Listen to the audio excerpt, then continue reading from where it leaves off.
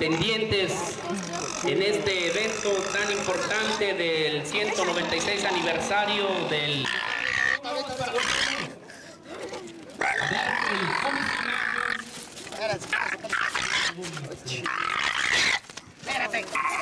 Carrera del costado, juego de los fumadores, ya, el juego de los globos. A ver, ya están los globos.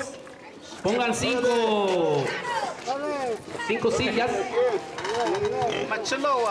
5 o 6 de una buena vez. Ya, mamá, que es que de una vez. ¿Ya?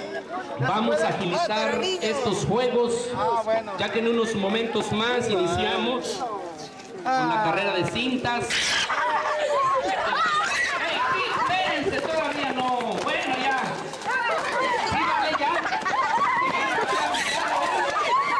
A ver, 15 años siguientes, ahí está.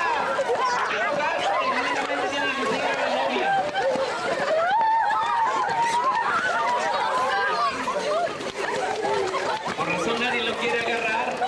¡Órale, es tuyo! ¡Vamos, agárratelo! ¡Es tuyo, vamos! ¡Órale! ¡Ey, nomás uno! Ya, se lo agarraron. Oye, a mí me está golpeando. No. A ver, ¿quién lo agarró primero? Ya lo mataron.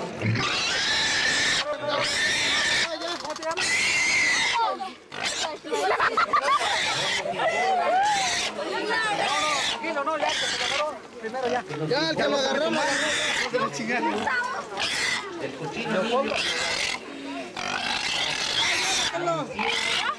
¿Qué te pelón? Y juega el dueño. Ahí a tomarlo.